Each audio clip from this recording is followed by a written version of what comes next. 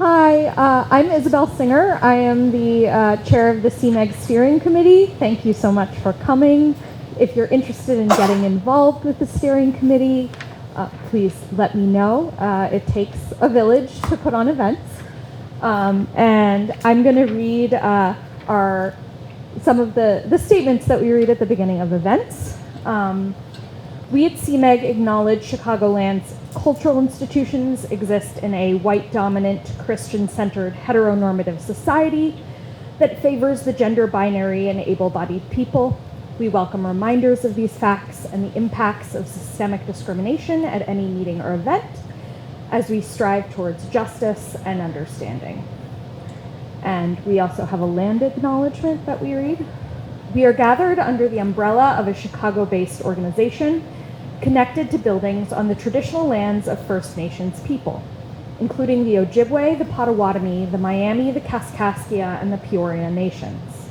Today, there are more than 65,000 Native people representing hundreds of tribal nations who call the Chicago area home. We ask you to join us in acknowledging and honoring the communities and their elders, both past and present, as well as future generations. We also invite you to acknowledge the ancestral caretakers of this land, of our role in colonialism, and to continue to educate ourselves on this history and to take action to uplift local Indigenous people, which you can do by donating to the American Indian Center of Chicago. And with that, I will pass it off to Sarah Ingram, who is our wonderful moderator for this evening. Thank you. All right, thank you all so much for coming out. I will get us diving into the fun stuff very quickly. So I'm Sarah Ingram. I'm the Associate Director for Exhibit Development at Lucy Creative. And so all things exhibits are very near and dear to my heart. And I was thrilled to be able to get to talk with these incredible women today about how the exhibits we make exist not just within our institutions, but how do we think about the relationships, programs, and interaction with the communities that our museums are nested within. So the three people that we have with us tonight, sitting next to me is Eve Fineman from the Chicago Architecture Center. Eve is a curator, designer, and educator. As director of exhibitions, she's involved in curating, planning, and producing the Chicago Architecture Center's exhibits and related programs. She was formerly an adjunct professor at Columbia College in Chicago and the School of the Art Institute. And prior to that, she was an associate professor of interior architecture at the Illinois Institute of Art. So a Chicagoan for over a decade in many different areas of our field.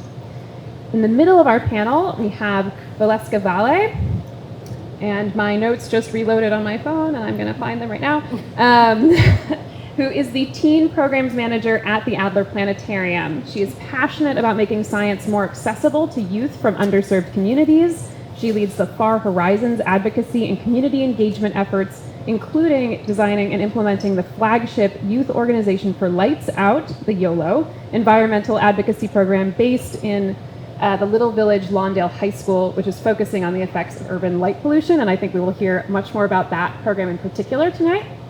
And at the far end of our table is Erika Gray, who is also our host this evening here at the Kohl Children's Museum. Thank you very much for this room. Erika has been at the Kohl Children's Museum for over 25 years, 9 years as a museum educator, developing, teaching, and facilitating educational programs and workshops for children, parents, and educators. And in 2008, she became the director of education, overseeing not only those things, but also the daily operations of the education department, focusing on the creation and facilitation of museum public programs, outreach efforts with the museum's mobile learning lab and pop-up museum, as well as grants, workshops for children, caregivers, and teachers. So truly a rock star group we have tonight. I'm very excited to dig into that. So we wanted to start off with giving everyone the opportunity to just talk a little bit about, as we look at this topic, beyond the walls of our museum, what these programs are, a little about how you work in that space and what your programs are. And you'll see to the screen on my right is some of the photos from different programs that all of our panelists have worked on. Thank you very much. Well, for those of you who know what the Chicago Architecture Center is, you probably think about a couple of things before you think about exhibitions. The one that everyone knows is the Architecture River Cruise. There are a few, but I'd like to think that ours is far superior. And so beyond our walls are things we're already known for. The other big one is Open House Chicago. And if you aren't familiar with it, it's a one weekend a year in October where hundreds of buildings that are otherwise not open to the public are available and open to the public. In the past couple of years, we've actually really started to focus on creating and curating neighborhood experiences within Open House Chicago so that you're not just going to this one building downtown and then going uptown to a church and then over to Oak Park. And so as part of that, we've started developing some programs and exhibitions in tandem with Open House, so that's really all outside of our center itself. And it's all about sort of creating more strength within communities and those community connections back to the Chicago Architecture Center. So I could talk all day, but I think I should. Hello, everybody. I'm glad to be here tonight with all of you. At the Planetarium, I work at the Youth Engagement Department, and we have different programs for high school students and middle school students. And the program that I manage is the only one that we go to the community. We go to the Little Village community, the Little Village Landell High School, to work with the students on light pollution issues in their communities and how they can become environmental activists. We also have the other opportunities for high school students from all over Chicago to go to the Planetarium and work with leadership in the museum space, and they also work with light pollution researching as well. And then we have the Scopes in the City program. That's where we go to the community in Chicago, to public spaces, libraries, or the Chicago Park District, where we have telescopes and they observe the night sky with the community. And I'm very excited to talk more about specifically the program that I manage at the Planetarium. Thank you. Good evening, everyone. I'm going to talk a little bit about a couple of our outreach programs, and the first one is our pop-up museum, and that started back in 2018, really looking in the communities of Lake County and seeing that there's such a desert of interactive early childhood spaces for young children and families to explore. And so through conversations with the mayor in Waukegan, that program developed, and the city provided it was called Urban Edge, which was a community art space, and they opened that up for us for free to install exhibits, and we found funding, so it was free for the community, free for schools to come for field trips, and from that the program has built, has gotten larger, and so now we're in Zion area and North Chicago and around Lake Beach, and so we work with the community to find spaces and install exhibits. And from there, back in 2020 with COVID, we had to shut things down even here at the museum. And so we still wanted to find ways to reach families. And so our mobile learning lab developed. And that was an outdoor program.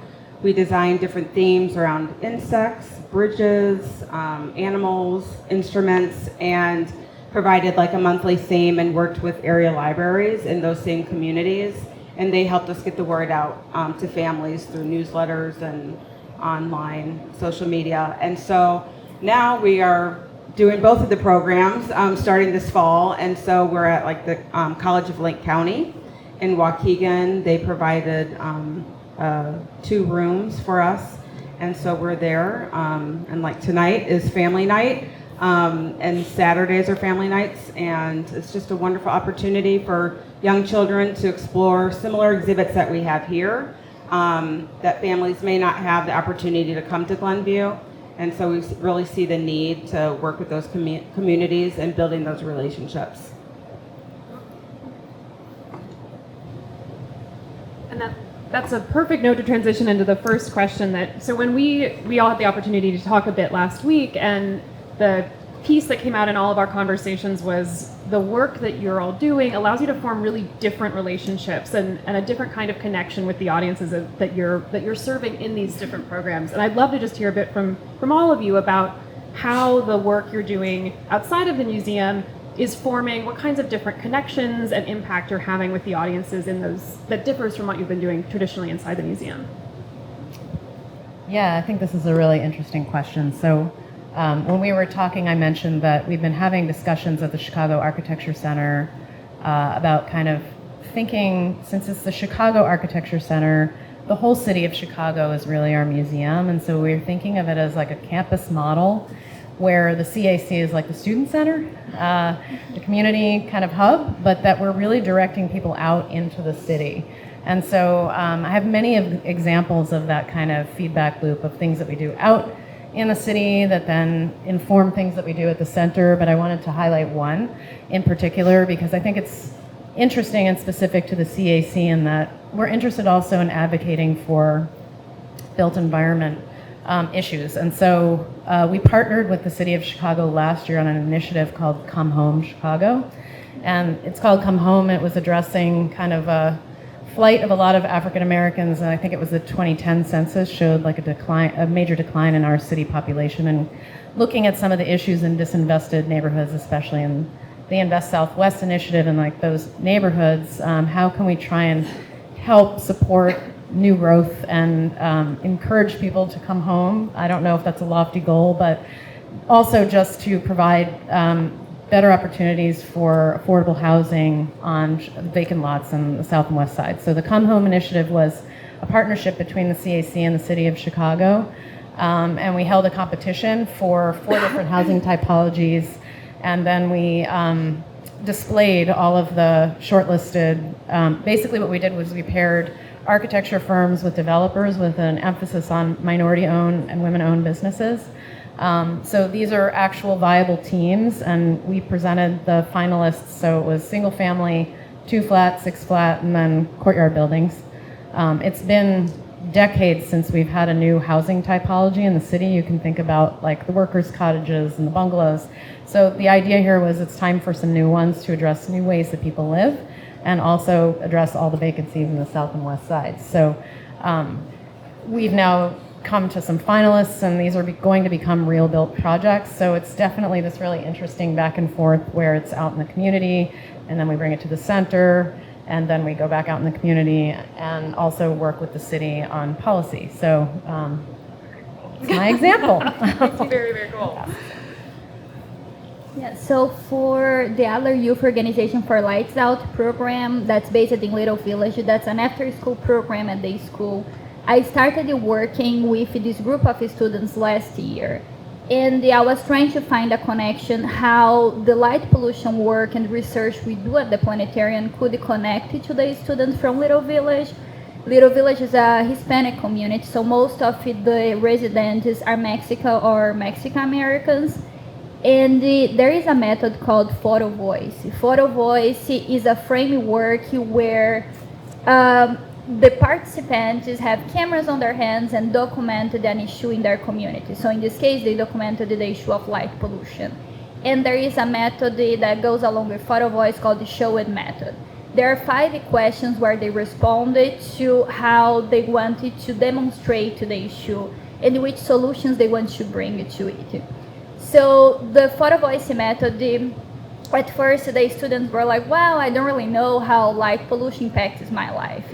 So how we could translate everything we have been researching at the Adler to the community, and the students could understand that.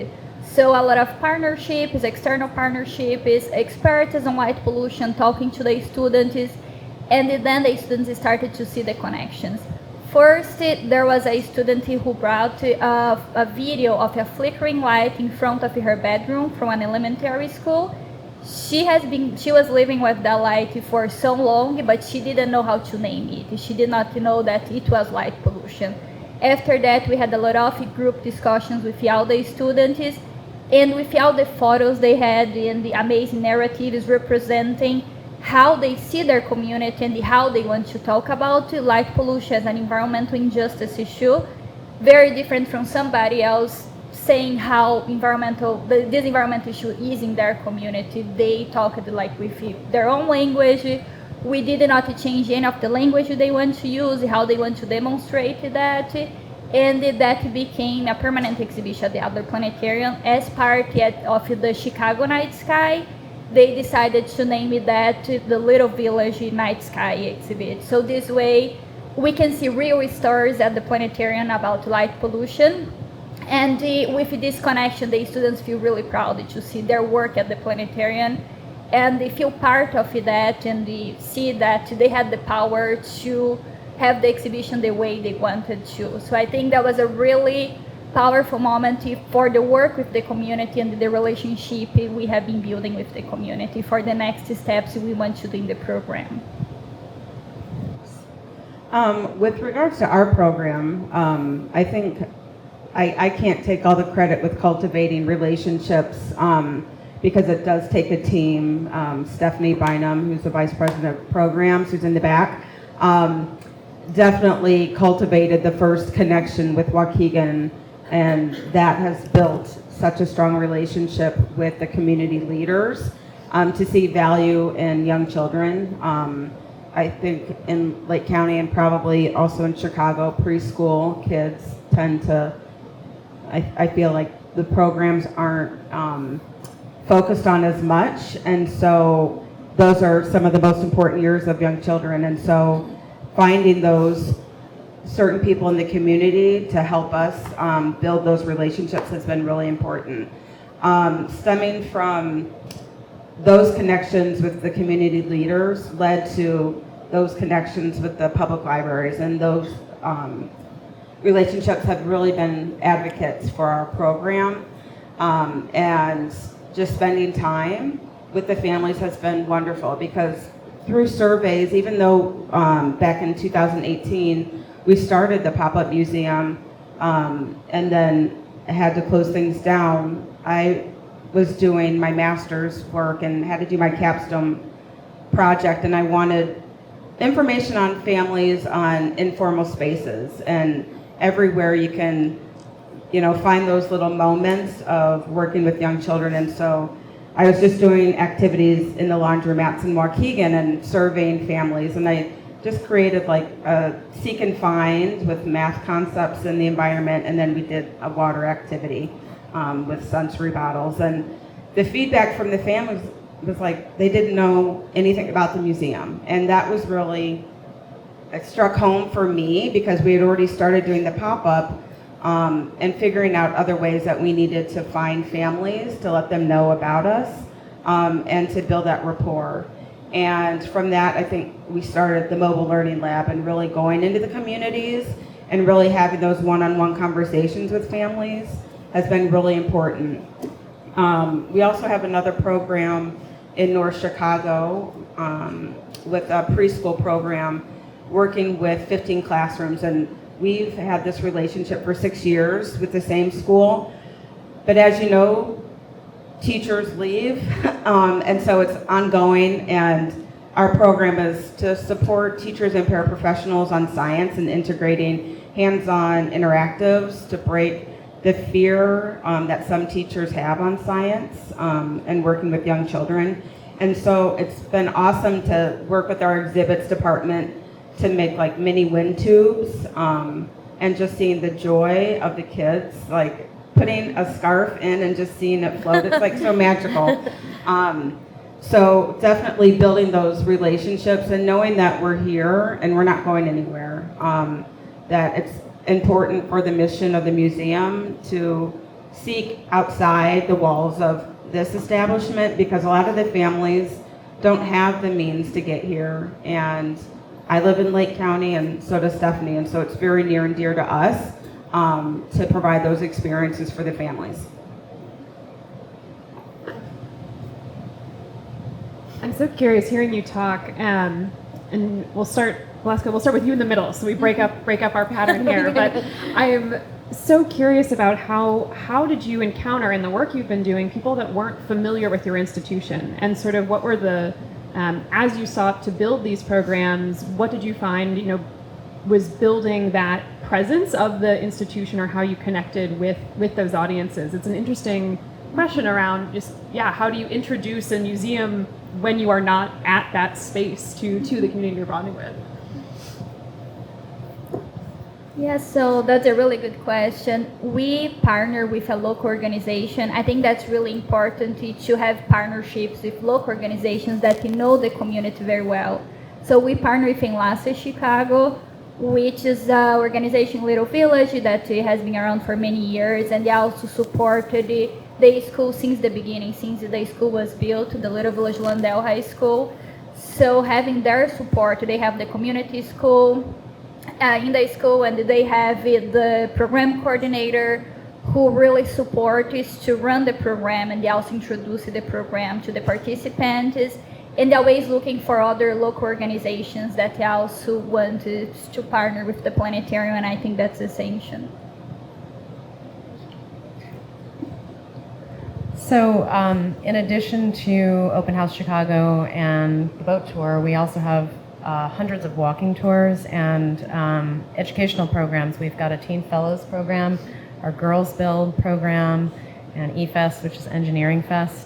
And all of these things take place outside of our walls. But one thing we realized in the last few years is it was a lot of us going into communities, but not really engaging with the communities. So even though Open House was introducing a lot of people to new neighborhoods, were we necessarily helping the neighborhoods or helping bring people in the neighborhood awareness to how we can help and be an advocate? So 2 years ago, we hired a community engagement manager to help really do a lot of true research and outreach to strengthen these ties so that it wasn't just us coming in there, but really to ask how we can help. And so it wasn't so much of a transactional relationship. And I think that has really changed and shifted our whole way of thinking about what we're doing. So that, for example, when we're bringing a Girls Build class or camp in the summer to Lawndale, they're also working with kids in the neighborhood to build something or design something. And it really is kind of like a community building activity. And it's not just a kind of like an our space in your neighborhood type of thing. I think for us, one of the qualities of the pop-up museum is we don't know what the space we're going to get. We were at Belvedere Mall earlier this year. They had a lot of empty storefronts, and they really wanted to make it more family friendly. And so when we reached out and said hey, could we have a space? They met us there, and they were like, yes, you can have one of the storefronts, and you can be here I think we were there for 3 months. And they allowed us to transform the space, because it was really a neglected space, unfortunately, but I think adding components of the exhibit and painting walls and putting things up, it just became more inviting. And I think with our library partners, they give us a blank slate also, but I think it started with their relationships with their families already. There was a trust, and from that, providing us that space, the families trusted us coming in, and that helped us then let them know about the pop-up museum. And so we get to see families quite a few times now, and have built really great relationships because we do the mobile learning lab every month at the library, and then during the summer, sometimes it's twice a month. And so we've built a great rapport with families that way.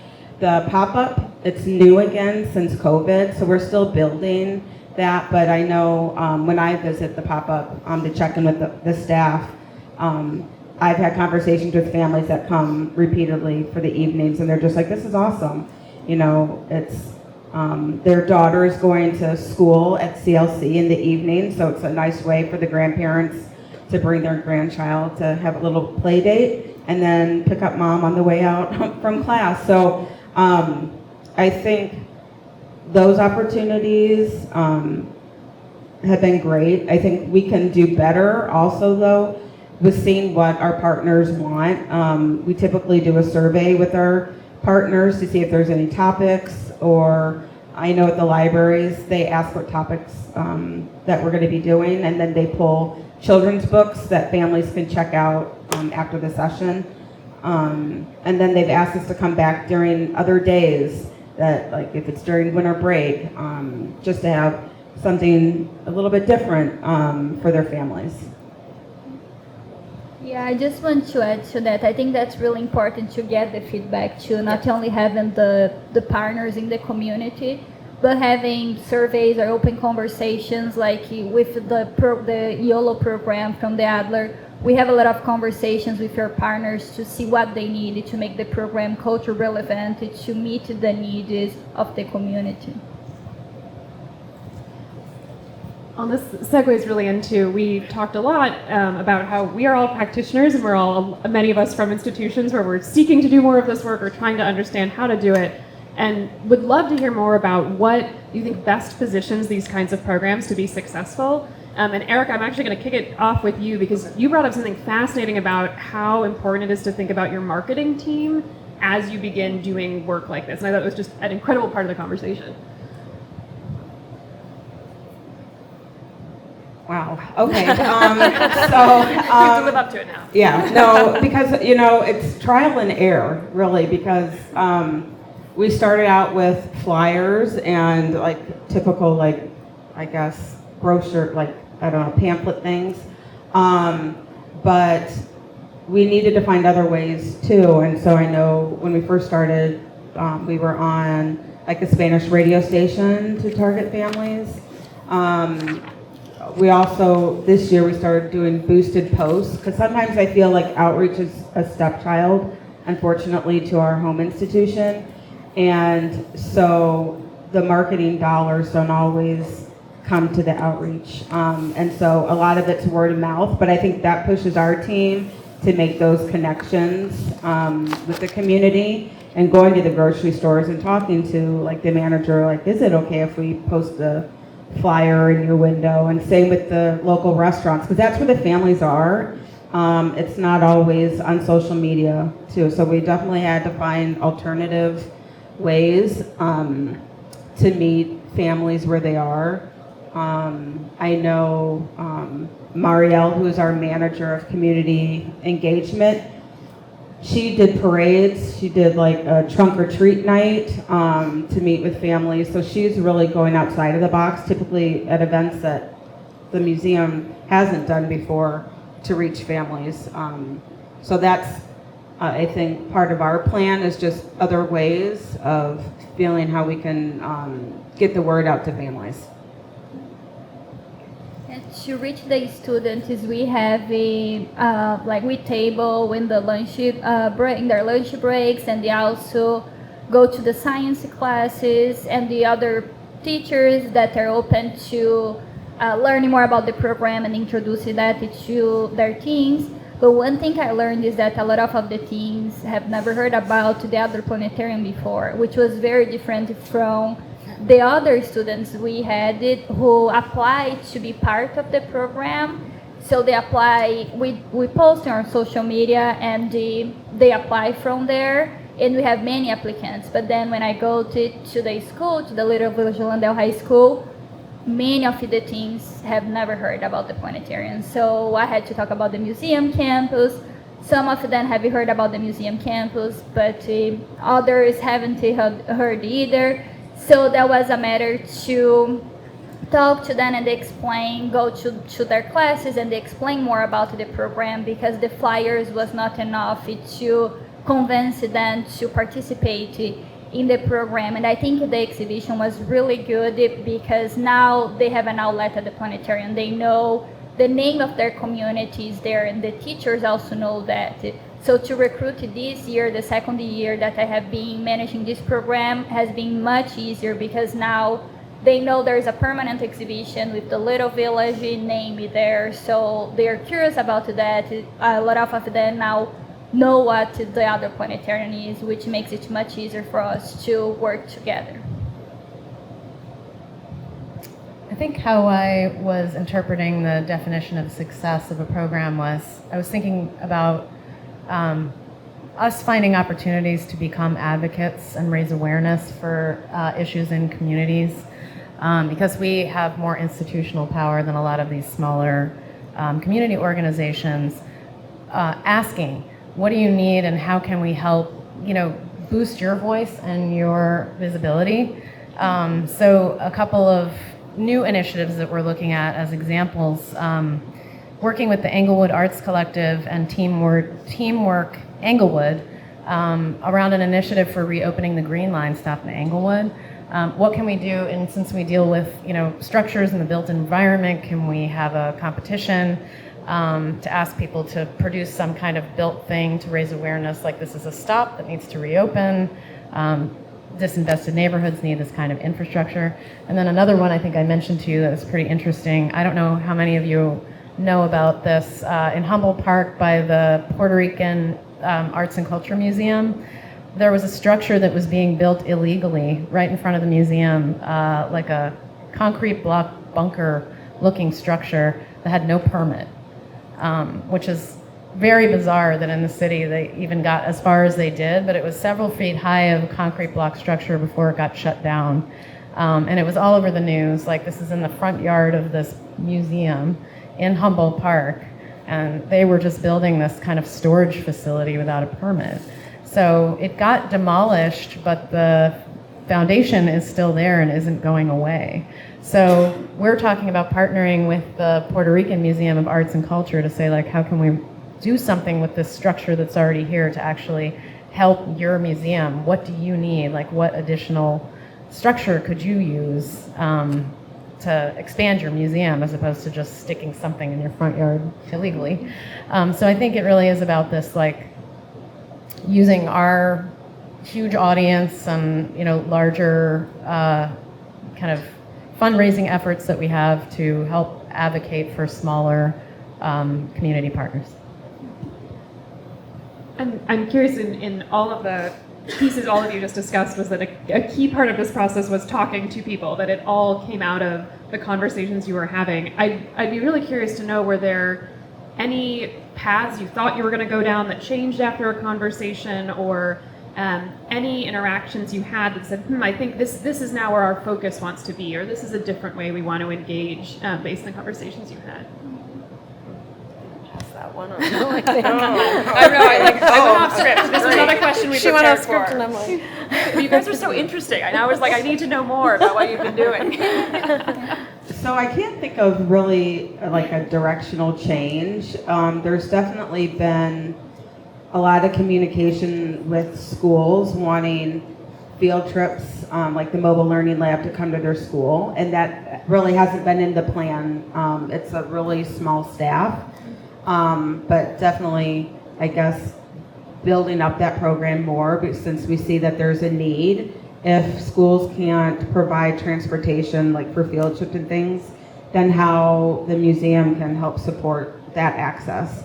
So I guess it's more funding, which is always a struggle, like in the nonprofit world. But I think within the communities that we're working with right now, with Zion, Round Lake, Waukegan, and North Chicago, I feel like those are the communities that really are the pockets in Lake County that don't have as many resources, and so I don't see us putting like a pop-up museum in Gurnee or other communities that have a lot more resources. I don't know. I think that's probably it. So I think I mentioned that before, but then for all our other programs for youth engagement, we have an application and we have an interview process. So we try to do the same approach that we do for all our other programs to make sure we had students that were interested in the program, but it did not work as we anticipate. We wish that it worked. So the student is sign up, but then they complete the application, but not as extensive as the other applicants from other schools completed. And then when we send an email for the interview, not all the students showed up for the interview. Then we noted that doing a virtual interview, as we did for the other programs, didn't work for this group of students, and we offered to meet with them in person, but the word interview really scared the students. Because they received a stipend, so they needed to be committed to this program. And they just stopped responding to the emails. They didn't follow up because of that. So being in person, the recruiting the students, and then we had to change it the step of the interview, but welcome all the students that wanted to be part of the program. So this school year, we did not have applications, and the interview process, we had an information session. So we did all the recruitment, then the information session, so the students could learn how the commitment would look like, all the expectations we had for them in the program. So I think that was really good talking to Enlace Chicago, so they could also provide their feedback, and we adapt our program to how the other clubs and programs from the school look like. Then I was going to say something else about that and I forgot it. Yeah, if I remember, I will share that. Okay, let me know. Okay. This is an interesting one. So I mentioned that we have a Teen Fellows program. It's open to CPS high school students who are interested in learning about architecture. And initially, I think when developing the program, our idea was that we would be able to create curriculum that could be woven into CPS classes, because very few schools have architecture programs. It's kind of surprising. And we developed a whole curriculum and called No Small Plans, and we built it out in this really robust way. And then it turns out that CPS is quite the bureaucratic conglomerate, and it was not working out. I don't think a single school adopted the curriculum. So we just shifted, and it turned into this really wonderful program that now students have to apply for. It's 3 semesters. Concurrently, we run Saturday studios at the CAC, and they take a class at Harold Washington College. And by the end of the 3 semesters, they have 3 semesters of college credit toward an architecture degree. And so in the end, I think it ended up being a much better program than the one that we initially had planned. But so yes, you never know until you start sometimes just going down the road and trying it. But sometimes it turns out better than you would have thought. I remember it. Oh, you remember? Sorry. No problem. Yeah, I was going to say that after we recruited the students, we also had the attrition. So attrition rate, like a high attrition rate where students were leaving the program.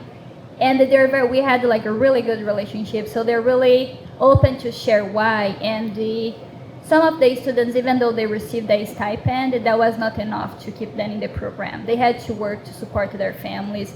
They had the other family issues that they could not continue in the program. So one way that I thought would be good is they had a photojournalism club at the school. So I thought what an awesome opportunity to partner with the photojournalism club, since we are talking about students taking photos, and the photojournalism club students help us out taking the light pollution photos. And then for the students who can continue in the program, they can have a leadership position and they teach this other group about light pollution. So I think in the end, for the exhibition was really good to get the expertise of the photojournalism club with the expertise of the YOLO students who knew about light pollution. I think a couple of you just touched on this a little bit too in these stories, but I asked a bit about what was successful. What were the challenges? As you have looked at some of the work you've been doing, what challenges rose to the top, and that as all of us will learn from how to go down a slightly different path? Who wants to take it first? In my extensive notes that I wrote for most questions, the only thing I wrote down for this one was budget. I feel like probably everyone knows what I'm talking about here. Yeah. So it does seem to be the perpetual and slightly unsolvable problem in the nonprofit world. I don't have an answer. So you didn't ask us to give you an answer. Just say what was the problem. If you had an answer to budget, we would all be solved. But I actually would like to hear what other people think about this challenge in connection with the topics that we're talking about. Oh, sure. So maybe Erika has the answer. Sure. Well, I mean, only from my experience, right?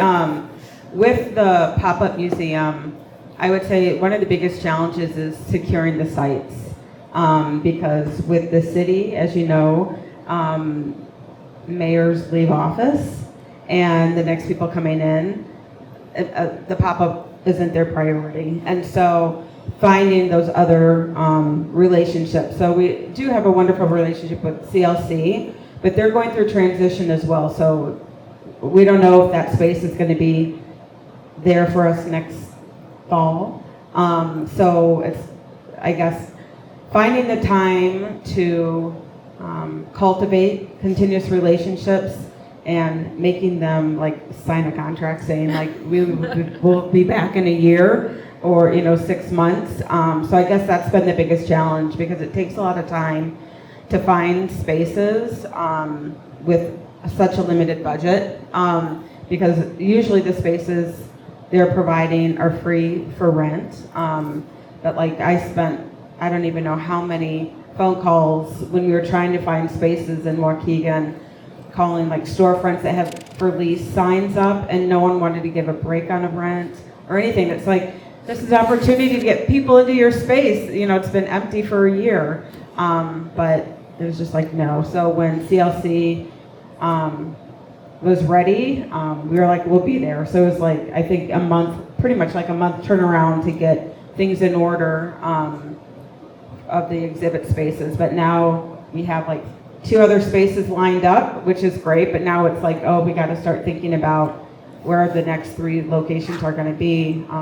But I think cultivating those relationships, and once in these new spaces, they see how valuable it is, hopefully they'll continue and want us to come back. I think I have touched on the challenges that we faced with the YOLO program.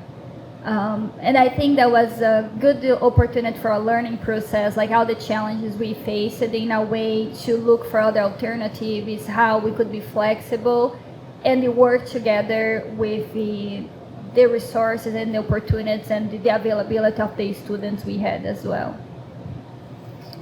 Actually, Erika, what you mentioned about the change in administration totally resonated. I mentioned the Invest Southwest initiative, which isn't continuing. And so while the Johnson administration is coming up with their own agenda, and as it pertains to the architecture and the built environment, it's called the Central Area Plan. We're trying to kind of quickly learn what their agenda is and what their priorities are. It's also hard when you're kind of midstream working on advocating for some of these built projects, and then they're sort of halfway through their process, not knowing, are we going to be able to complete them? Do we pivot? Do we find other ways to fund it? Which I think is happening right now. I actually met with 2 architecture firms this week who were finalists in the Come Home initiative and are trying to self-fund the construction of these prototypes. So it's difficult, it's very challenging.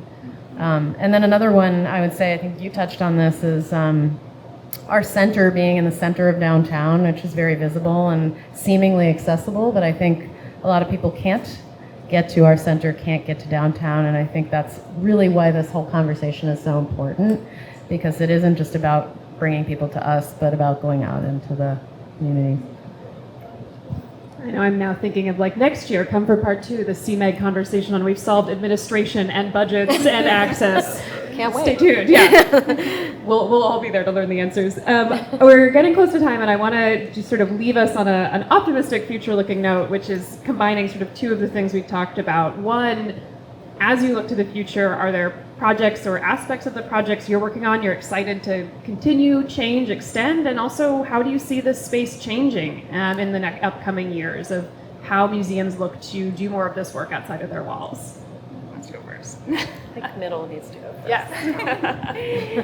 Sure. I think with the exhibition we did together with the students, that was really important to have other external partnerships, not the internal partnerships in Little Village, but then we got invited to partner with NASA to analyze environmental justice. There are not many studies on environmental justice and the light pollution. There are only really 2 good studies, and then no studies in Chicago. So we have been working on that. So when we talk to the students about environmental justice and the light pollution, they can look at the data and they understand how their community has been more impacted than other communities and what it means. And one of the things that the students wanted to work on is on a lighting assessment for the high school. so they can make recommendations to principals and the administration, and use their school as a role model of a good example of good lighting in Chicago. So that's something we're really excited to work together. And I think you touched on something that's really crucial. It's not just having community members coming to our space, but being able to meet them where they are at, because sometimes even meeting like halfway doesn't work. So that's something also that the CEO, Michelle Larson from the Adler, says that all the time to us, because we are free on Wednesday evenings, but it doesn't mean that community members can access us for many different reasons. So being the community is really important. And another thing that was really important, especially with this community being a Hispanic community, is having the exhibition in English and Spanish. And we now have the other exhibitions at the Planetarium being in English and Spanish, making it more accessible for a Hispanic community when they go to the Planetarium to be able to understand the content we have there. So yeah, I think making the Planetarium a space that welcomes everybody, and that's something that we're always looking forward to do. I think for us, one thing that we can do and start doing is collecting more data from our families that visit the site. Like right now, we currently just collect zip codes, but I would like to know, because like typically for our museum, our home site, we survey our members and ask like what exhibits are like, do their children like, because like for the pop-up, for the most part, we think about what we want to put in this space, and the families and the children have enjoyed them. But I know like with Zion, I am looking forward to what we're going to be putting in there. Like right now we have like a naturalist area where children can explore fossils and collections. We have Imagination Playground, we have an art studio, we have Motion Quest where children can explore movement with simple machines and the power of wind. But with Zion, I haven't talked to Joe about this yet, but the last couple of years, I guess they started a pledge to help support monarchs. And I love monarchs. I cultivate monarchs in my own yard, so it's a passionate piece of me. But having more like collections and things about monarchs, so it really hones into the community and something that's really important to them. And luckily we'll be there in the spring and summer, so we can hopefully have some live caterpillars and things like that. But I think really getting a little bit more feedback from the community on what they would like to see next with the pop-up museum. Yeah. I think what I'm most excited about, what I see happening, starting to happen, and hopefully more with us, is giving a platform for a multiplicity of voices and perspectives on the built environment, and not just this top-down sort of factual, this is what architecture is, but to have people realize that, first of all, it's like an ever-evolving thing. It's not static. It's not apolitical. And also, and most importantly, for people to recognize and realize that they have a say in their built environment. Stay tuned. We're working on an exhibition right now that sort of touches on this idea of democracy in design, and will align with the DNC, so should be exciting. Oh man, I'm excited. We will have to come visit all of your programs as they unfold over the next several years. Well, please join me in thanking our incredible panelists for all of these.